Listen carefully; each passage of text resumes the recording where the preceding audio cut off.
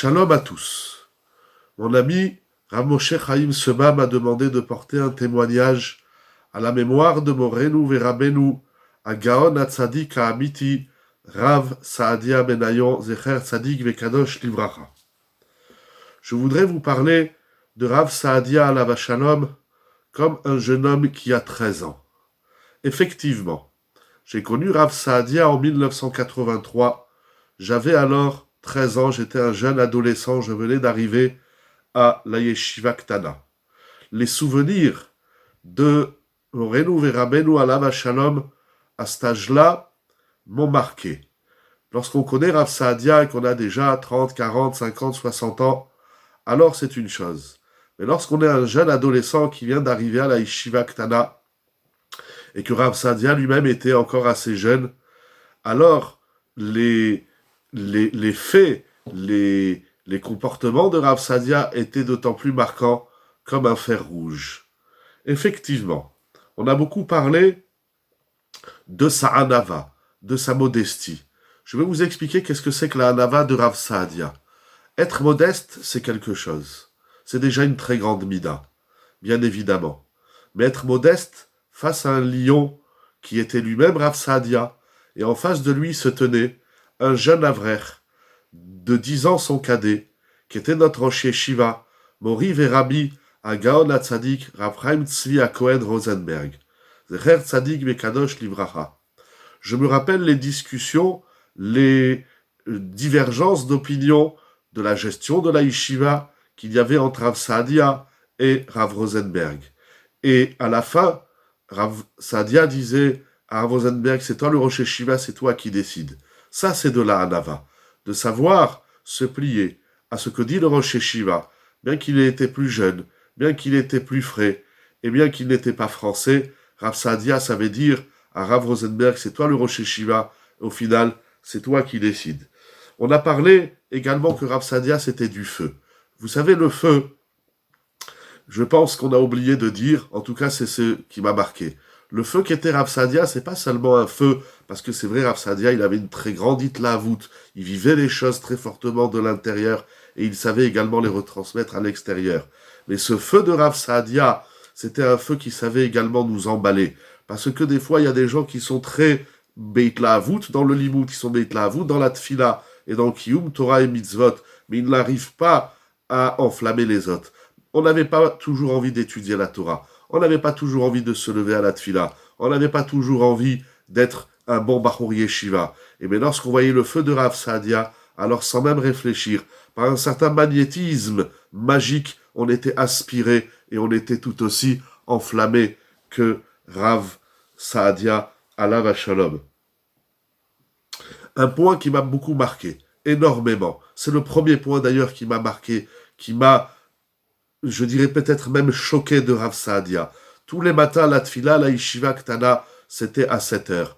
Mais Rav Saadia était là, déjà à 7 heures moins quart. Et il chantait un chant magnifique, que vous pouvez trouver dans le Patach Eliyahu, page 13, qui est chez Arecha. Rav Saadia, il criait, on se réveillait tous les matins avec chez Arecha, Bedovkia Petacha. C'était plus qu'une sikha de Moussar, c'était plus qu'une vie de tfila. C'était, comme il a dit David Ameler, Va'ani tefila. Rav Saadia, il était la tfila. C'est pas qu'il faisait la tfila beit la'avut ou be'amkut. Il était lui-même un shtikel tfila, il était lui-même un sidour tfila. Et d'entendre ce she'arecha, je l'entends encore crier. Rav Saadia, il chantait pas. Rav Saadia, il criait. Rav Saadia, j'ai compris à travers lui qu'est-ce que c'est que la tse'aka de la tfila.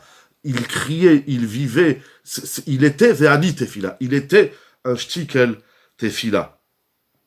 Il y a tellement de choses à dire à propos de la Torah de Rav Saadia, mais je voudrais juste dire 2 points. D'abord, Rav Saadia, il était toujours classe, il était toujours propre, il était toujours bien habillé. J'avais l'impression qu'il avait toujours un nouveau costume. Vous savez, pour un enfant de 13 ans, de voir un Rav qui est toujours sur son 31, qui est toujours propre, beau. Il avait ce chen, ce yofi de la Torah qui est étant nécessaire. Et ça m'a marqué parce que j'ai compris qu'on pouvait être tout à la fois bien, noble, digne et avoir une très grande propreté, une très grande noblesse, une nekiout dans sa maout, dans son essence, qui témoignait et qui ressurgissait sur Neki et Adat, comme la Gemara, elle dit. Deux petits points. Un jour, Rav Sadia, il nous attrapait par le bras. Un jour, je devais avoir 13-14 ans, il m'attrape par le bras, et on a dû avoir fait quelques élèves, quelques mahourim, une petite bêtise. Alors il m'a dit, tu sais, qu'est-ce qu'un oiseau taref? Il m'a ramené la Gemara dans Choulin. Comment est-ce qu'on sait si un oiseau il est taref? On le met sur le fleuve. S'il remonte le fleuve, alors il est cachère. S'il n'arrive pas à remonter le fleuve, c'est qu'il est taref. Il m'a dit, un juif, il doit jamais suivre le courant. Un juif, il doit toujours aller contre-courant. Ça m'a plu, ça m'a marqué, j'en ai fait un slogan dans ma vie. Une autre fois, il m'attrape par le bras et il me dit, Emmanuel, est-ce que tu as une question? Est-ce que tu as un problème? Je lui dis, moi j'ai pas de problème, j'ai pas de question, je suis à la yeshiva, Ktana, nourri, logé, il y a des rabbanim extraordinaires. Il m'a dit, c'est pas bien. Un juif, il doit toujours avoir une question. C'est par la question qu'on avance. Rabotai, un dernier point, un dernier témoignage, et je rends l'antenne. Rav Saadia, lorsqu'on comprenait pas le shiur, j'ai étudié avec lui Masechet Avodazara, Perek Shlishi, en Bekiout du shiur Gimel. Mais lorsqu'on comprenait pas, il nous regardait, il disait, mais je comprends pas. Pourquoi tu comprends pas? Il était affecté. Il nous a donné ce sentiment que chacun, il a une valeur. Chacun, il vaut quelque chose. Il avait plus que de l'affection. Il nous considérait comme des bijoux, comme des diamants. Je voudrais, et mon père, Rav Moshe Mergui, se joint à mon témoignage. Également mes frères, et également mes enfants et mes neveux. Nous avons tous étudié à la Yeshiva. Ktana de Marseille, nous avons connu Rav Saadia, c'est un morceau de moi. Rav Saadia, je le sens dans moi.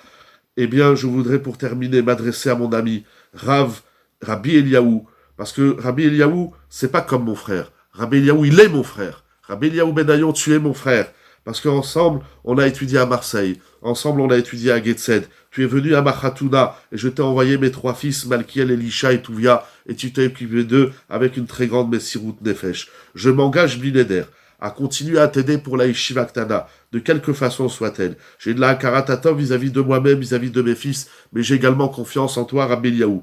Bien évidemment, un mot de gratitude envers la rabbinite, qu'Akadosh Baruch Hu vous donne Arichut Yamim, qu'Akadosh Baruch Hu vous donne les Kochot et la Nechama, face à Akadosh Baruch Hu, que nous n'oublierons jamais, et nous n'oublierons jamais Rav Saadia, parce que Rav Saadia, il est en nous. Rav Saadia, il a une place dans notre être, il nous a aidés à comprendre l'amour de la Torah, l'amour d'Akadosh Baruch Hu, l'amour du clan Israël, Te'enishmatot Tzura Betzora Chaim, et que Akadosh Baruch Hu, il vous comble de toutes ses brachot.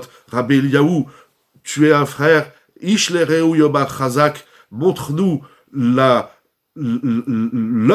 que Be'ezrat Hashem, tu vas continuer, celle de ton père, à la hauteur de ta personne, à la hauteur de ta personnalité. Bracha ve'atzlacha, et qu'on n'entende que des bonnes nouvelles pour tout le clan Israël. Amen, Kenny Ratson.